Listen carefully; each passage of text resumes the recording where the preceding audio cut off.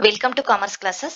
Second PUC Accountancy exam ಇನ್ನ one day ಇರೋದ್ರಿಂದ ನಿಮ್ಗೆ ಎಕ್ಸಾಮ್ ಅಲ್ಲಿ ಯಾವ ರೀತಿ ಬರೀಬೇಕು, ನಮಗೆ ಪ್ರಾಕ್ಟಿಕಲ್ ಕ್ವಶನ್ಸ್ ಏನಿರುತ್ತೆ, ಯಾವ ರೀತಿ ಅಟೆಂಡ್ ಮಾಡಿದ್ರೆ ನಮಗೆ ಫುಲ್ ಮಾರ್ಕ್ಸ್ ಸಿಗುತ್ತೆ ಅದನ್ನ ನೋಡ್ತಾ ಹೋಗೋಣ. ಸ್ಕೀಮ್ ಆಫ್ ವ್ಯಾಲ್ಯೂಯೇಷನ್ ತಗೊಂಡಿದ್ದೀನಿ ನಾನು 2023 ಕರ್ನಾಟಕ ಬೋರ್ಡ್ ಇಂದಾನೆ ಬಿಟ್ಟಿರುವಂತದ್ದು. ನಮ್ಗೆ ಇಲ್ಲಿ ನೋಡಬಹುದು, ನಾವು 1 ಮಾರ್ಕ್ಸ್ ಕ್ವಶನ್ MCQ ಕ್ವಶನ್ಸ್ ಎಲ್ಲ ಇದ್ದಾಗ ಆನ್ಸರ್ ಅನ್ನ ಕೊಟ್ಟಿರ್ತಾರೆ, ನಾವು ಅದು ಕರೆಕ್ಟ್ ಆನ್ಸರ್ ಇದ್ರೆ ಅದಕ್ಕೆ 1 ಮಾರ್ಕ್ಸ್ ನಮಗೆ ಡೈರೆಕ್ಟ್ ಆಗಿ ಫುಲ್ ಮಾರ್ಕ್ಸ್ ಸಿಗ್ತಾ ಹೋಗುತ್ತೆ. ಮ್ಯಾಚ್ ದ ಫಾಲೋವಿಂಗ್ ಆಗಿರ್ಬೋದು, ಫಿಲ್ ಇನ್ ದ ಬ್ಲಾಂಕ್ಸ್ ಆಗಿರ್ಬೋದು, ಹಾಗೇನೆ ಪಾರ್ಟ್ ಬಿ 2 ಮಾರ್ಕ್ಸ್ ಕ್ವಶನ್ಸ್ ಕೂಡ ಆಗಿರ್ಬೋದು. ಆದ್ರೆ 6 ಮಾರ್ಕ್ಸ್ ಕ್ವಶನ್ 12 ಮಾರ್ಕ್ಸ್ ಕ್ವಶನ್ ಅಲ್ಲೇ ನಮಗೆ ಮಾರ್ಕ್ಸ್ ಹಿಡಿಯೋ ಅಂತ ಚಾನ್ಸಸ್ ಇರುತ್ತೆ. ಯಾವ ರೀತಿ ಬರೆದ್ರೆ 6 ಮಾರ್ಕ್ಸ್ ಗೆ 6 ಮಾರ್ಕ್ಸ್ ಕೂಡ ಸಿಗುತ್ತೆ, ಹಾಗೇನೆ 12 ಮಾರ್ಕ್ಸ್ ಗೆ 12 ಮಾರ್ಕ್ಸ್ ಕೂಡ ಸಿಗುತ್ತೆ, ಇದನ್ನ ನೋಡ್ಬೇಕಲ್ವಾ. ಈಗ ಫಸ್ಟ್ ನಾನು ಇಲ್ಲಿ profit and loss appropriation account ಇಲ್ಲಿ ಕೊಟ್ಟಿದ್ದಾರೆ. 25th ಕ್ವಶನ್ ಇದೆ ಅಲ್ವಾ.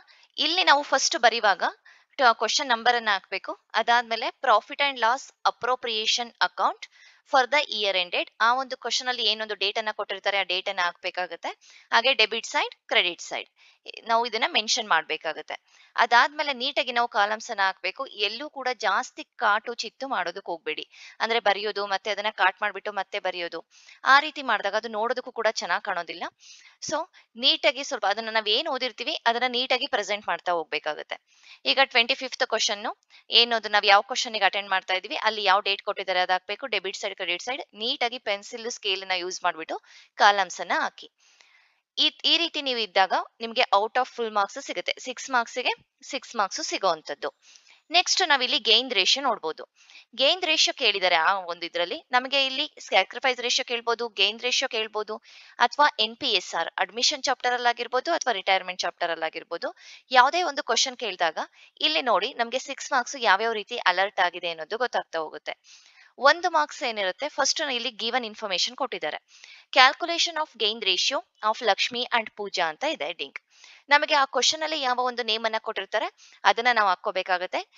ಇನ್ ಕೇಸ್ ಅಲ್ಲಿ ಸ್ಯಾಕ್ರಿಫೈಸ್ ರೇಷಿಯೋ ಕೇಳಿದ್ರೆ calculation of sacrifice ratio of ಆ ಪಾರ್ಟ್ನರ್ಸ್ ನೇಮ್ ಏನ್ ಕೊಟ್ಟಿರ್ತಾರೆ ಅದನ್ನ ಹಾಕೋಬೇಕು. Old ratio, retirement partner, new ratio ಏನೊಂದು ಇನ್ಫಾರ್ಮೇಶನ್ ಕೊಟ್ಟಿದ್ದಾರೆ ಅದನ್ನ ಹಾಕೊಂಡಿರೋದು. ಇಲ್ಲಿ ಇದು ನಿಮಗೆ ಆಪ್ಷನಲ್. ಈ ಒಂದು ಗಿವನ್ ಇನ್ಫಾರ್ಮೇಶನ್ ಇದು ನೀವು ಬರೆದ್ರೆ ಬರೀಬಹುದು, ಇಲ್ಲ ಅಂದ್ರೆ ಇಲ್ಲ. ಬಟ್ ಇಲ್ಲಿ ಕ್ಯಾಲ್ಕುಲೇಷನ್ ಏನನ್ನ ಕ್ಯಾಲ್ಕುಲೇಷನ್ ಮಾಡ್ತಾ ಇದೀವಿ ಅದನ್ನ ಬರಿಬೇಕಾಗತ್ತೆ. ಅದಾದ್ಮೇಲೆ ಫಾರ್ಮುಲಾ ಹಾಕ್ತಿವಿ ಅಲ್ವಾ. ಗೇನ್ ರೇಷಿಯೋ ಫಾರ್ಮುಲಾ ಏನಿದೆ, new share minus old share. ಅದೇ ಸ್ಯಾಕ್ರಿಫೈಸ್ ರೇಷಿಯೋ ಆಗಿದ್ರೆ old share minus new share. ಈ ಫಾರ್ಮುಲಾಗೆ 1 ಮಾರ್ಕ್ಸ್ ಅಲರ್ಟ್ ಆಗಿರುತ್ತೆ. ಹಾಗೇನೆ ಆ ಫಾರ್ಮುಲಾನ ಸಿಂಪ್ಲಿಫೈ ಮಾಡ್ತಾ ಹೋಗ್ಬೇಕು ನಾವು. ಯಾರ್ಯಾರಿಗೆ ನಾವು ಕಂಡುಹಿಡಿತಾ ಇದೀವಿ, ಇಲ್ಲಿ ಲಕ್ಷ್ಮಿ ಮತ್ತೆ ಪೂಜಾಗೆ ಕಂಡುಹಿಡಿತಾ ಇದೀವಿ. ಲಕ್ಷ್ಮಿ ಒಂದು ಫಾರ್ಮುಲಾಗೆ ಕೊಟ್ಟಿರೋ ಇನ್ಫಾರ್ಮೇಶನ್ ನಾವು ಹಾಕಿರೋದು, ಹಾಗೇನೆ ಪೂಜಾಗೆ ಇಲ್ಲಿ ನೋಡ್ಬೋದು ಲಕ್ಷ್ಮಿಗೆ 2 ಮಾರ್ಕ್ಸ್, ಪೂಜಾಗೆ 2 ಮಾರ್ಕ್ಸ್ ಆಗಿದೆ. ಲಾಸ್ಟ್ ಗೆ ನಾವು ಅದನ್ನ ಬರ್ದಿದೀವಿ ಅಲ್ವಾ. Gain ratio of Lakshmi and Pooja 1/18, 3/18, ಅಥವಾ ನೀವು ಇದನ್ನ 1:3 ಅಂತ ಕೂಡ ಬರೀಬಹುದು. ಈ ರೀತಿ ಬರ್ದಿರೋದಕ್ಕೆ 1 ಮಾರ್ಕ್ಸ್ ಇರುತ್ತೆ. 1 ಮಾರ್ಕ್ಸ್ ಫಾರ್ಮುಲಾಗೆ, ಇನ್ನ 2 ಮಾರ್ಕ್ಸ್ ಸಿಂಪ್ಲಿಫೈ ಮಾಡಿರೋದಕ್ಕೆ, ಇದಕ್ಕೆ 2 ಮಾರ್ಕ್ಸ್, ಇದಕ್ಕೆ 2 ಮಾರ್ಕ್ಸ್, 1 ಮಾರ್ಕ್ಸ್ ಲಾಸ್ಟ್ ಗೆ ಫೈನಲ್ ಆನ್ಸರ್ ನಾವು ತೋರಿಸಿರೋದಕ್ಕೆ. ಈ ರೀತಿ ಪ್ರತಿ ಒಂದು ಸ್ಟೆಪ್ ಕೂಡ ಕ್ಲಿಯರ್ ಆಗಿ ಇರಬೇಕು, ಆಗ ಮಾತ್ರ ನಿಮ್ಗೆ ಫುಲ್ ಮಾರ್ಕ್ಸ್ ಸಿಗುವಂತದ್ದು. ನೆಕ್ಸ್ಟ್ ಇಲ್ಲಿ ಏನ್ ಕೇಳಿದರೆ, ಡೆತ್ ಆಫ್ ಎ ಪಾರ್ಟ್ನರ್ ಅಲ್ಲಿ ಒಂದು ಪಾರ್ಟ್ನರ್ಸ್ ಕ್ಯಾಪಿಟಲ್ ಅಕೌಂಟ್ ಅನ್ನ ಯಾವ ಒಬ್ಬ ಪಾರ್ಟ್ನರ್ ಡೆತ್ ಆಗಿದ್ದಾನೆ ಪ್ರಿಪೇರ್ ಮಾಡಿರೋದಕ್ಕೆ ಕೇಳಿರುವಂತದ್ದು. ಅವನಿಗೆ ನಾವು ಎಷ್ಟು ಅಮೌಂಟ್ ಅನ್ನ ಕೊಡ್ತಾ ಇದೀವಿ. ಇಲ್ಲೂ ಅಷ್ಟೇನೆ, ಇಲ್ಲಿ ಯಾವ ಒಬ್ಬ ಪಾರ್ಟ್ನರ್ ಡೆತ್ ಆಗಿದ್ದಾನೆ, ಫಾರ್ ಎಕ್ಸಾಂಪಲ್ ಇಲ್ಲಿ ಅಜಯ್ ಡೆತ್ ಆಗಿದ್ದಾನೆ, Ajay capital account, debit side, credit side.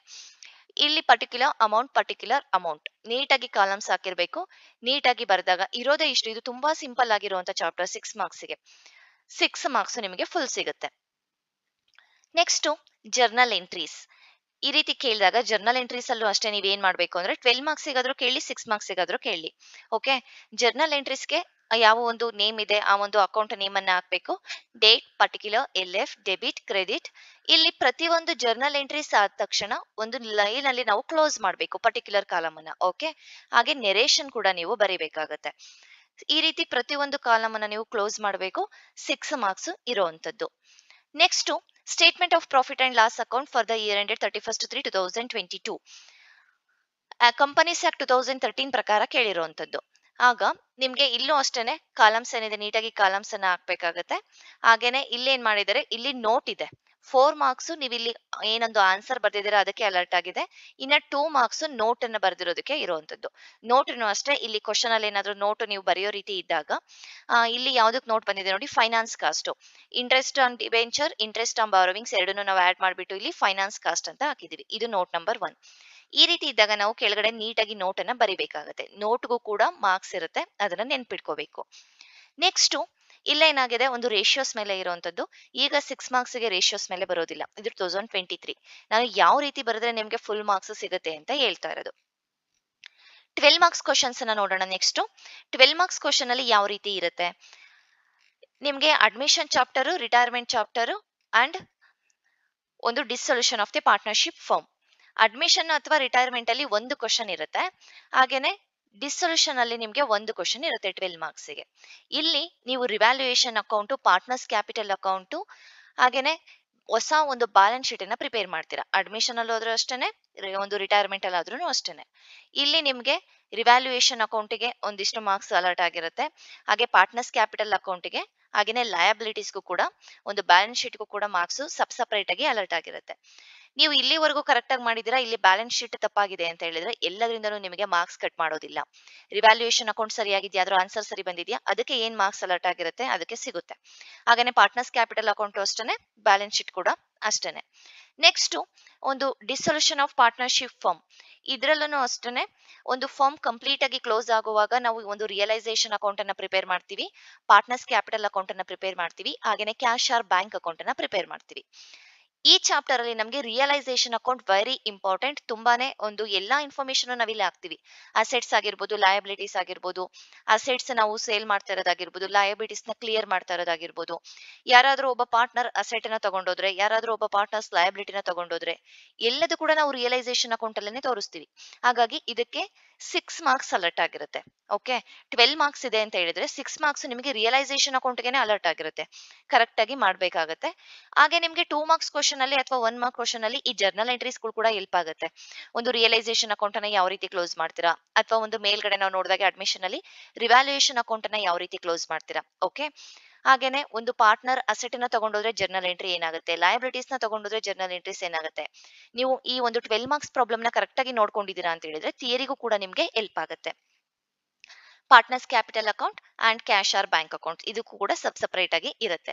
Next journal entries ನಾವು ನೋಡೋದಾದ್ರೆ, ಇಲ್ಲೂ ಅಷ್ಟೇ ನಾನು ಹೇಳ್ದಾಗೆ ಫಸ್ಟ್ನೆ ಪ್ರತಿಯೊಂದಕ್ಕೂ ಕೂಡ ನೀವು ಜರ್ನಲ್ ಎಂಟ್ರೀಸ್ ಆದ್ಮೇಲೆ ಒಂದು ಲೈನ್ ಹಾಕಿ ಕ್ಲೋಸ್ ಮಾಡಿ, ಹಾಗೇನೆ ನರೇಶನ್ ಅನ್ನ ಬರೆಯಿರಿ. 12 ಇಲ್ಲಿ 9 ಜರ್ನಲ್ ಎಂಟ್ರೀಸ್ ಇದೆ.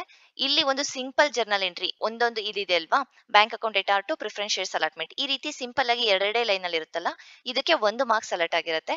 ಈ ರೀತಿ 3 ಒಂದು ಜರ್ನಲ್ ಎಂಟ್ರೀಸ್ ಇರುತ್ತಲ್ಲ, ಅದಕ್ಕೆ ನಿಮ್ಗೆ 2 ಮಾರ್ಕ್ಸ್ ಅಲರ್ಟ್ ಆಗಿರುತ್ತೆ.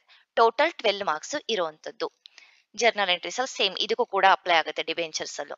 Next common size balance sheet ಅಥವಾ comparative balance sheet. Common size profit and loss account, comparative profit and loss account ಯಾವುದನ್ನೇ ಕೇಳಿ ನಿಮ್ಗೆ ಇಲ್ಲಿ ಒಂದು, ಈಗ ನಾವು ಬ್ಯಾಲೆನ್ಸ್ ಶೀಟ್ ಅನ್ನ ಕೊಟ್ಟಿದ್ದಾರೆ ಅಂತ ಹೇಳಿದ್ರೆ ಲಯಬಿಲಿಟೀಸ್ಗೆ 6 ಮಾರ್ಕ್ಸ್, ಅಸೆಟ್ಸ್ಗೆ 6 ಮಾರ್ಕ್ಸ್ ಅಲರ್ಟ್ ಆಗಿರುತ್ತೆ. ಪ್ರತಿ ಒಂದು ಹೆಡ್ಡಿಂಗ್ ಕೂಡ ನಾವು ಕರೆಕ್ಟ್ ಆಗಿ ಹಾಕ್ಬೇಕಾಗುತ್ತೆ. ಈಕ್ವಿಟಿ ಅಂಡ್ ಲಯಬಿಲಿಟೀಸ್, ಅದರ ಅಂಡರ್ ಅಲ್ಲಿ ಶೇರ್ ಹೋಲ್ಡರ್ಸ್ ಫಂಡ್ ಬರುತ್ತೆ, ಅದ್ರ ಕೆಳಗಡೆ ಏನ್ ಬರುತ್ತೆ. ನೆಕ್ಸ್ಟ್ ನಾನ್ ಕರೆಂಟ್ ಲಯಬಿಲಿಟೀಸ್ ಯಾವುದು, ಕರೆಂಟ್ ಲಯಬಿಲಿಟೀಸ್ ಯಾವುದು, ಪ್ರತಿ ಒಂದನ್ನು ಕೂಡ ನಾವು ಹೆಡ್ಡಿಂಗ್ ಸಬ್ ಹೆಡ್ಡಿಂಗ್ ಇರ್ಲೇಬೇಕು. ಇಷ್ಟಕ್ಕೆ ನಿಮಗೆ 6 ಮಾರ್ಕ್ಸ್ ಇರುತ್ತೆ ಅಂದ್ರೆ ಈಸಿಯಾಗಿ ತಗೋಬಹುದಲ್ವಾ. ಅಸೆಟ್ಸ್ ಅಲ್ಲೂ ಅಷ್ಟೇ non current asset, current asset, non current asset ಯಾವ್ಯಾವುದು, ಕರೆಂಟ್ ಅಸೆಟ್ ಯಾವ್ಯಾವುದು ಅಂತ ಕೂಡ ನಾವು ನೋಡ್ಬೇಕಾಗುತ್ತೆ. ನೆಕ್ಸ್ಟ್ ರೇಷಿಯೋಸ್ ಅಲ್ಲೂ ಅಷ್ಟೇನೆ, ರೇಷಿಯೋ ಮೇಲೆ ನಿಮ್ಗೆ ಇಲ್ಲಿ ಯಾವ್ದು ಕೇಳಿರ್ತಾರೆ, ನಿಮ್ಗೆ ಆದಷ್ಟು ಟೈಮ್ ಕಡಿಮೆ ಇದೆ, ರೇಷಿಯೋಸ್ ಚಾಪ್ಟರ್ ಅಲ್ಲಿ ನೀವು ಪರ್ಫೆಕ್ಟ್ ಆಗಿದ್ದೀರಾ ಅಂತ ಹೇಳಿದ್ರೆ ಆ ಚಾಪ್ಟರ್ ನ ಅಟೆಂಡ್ ಮಾಡಿ.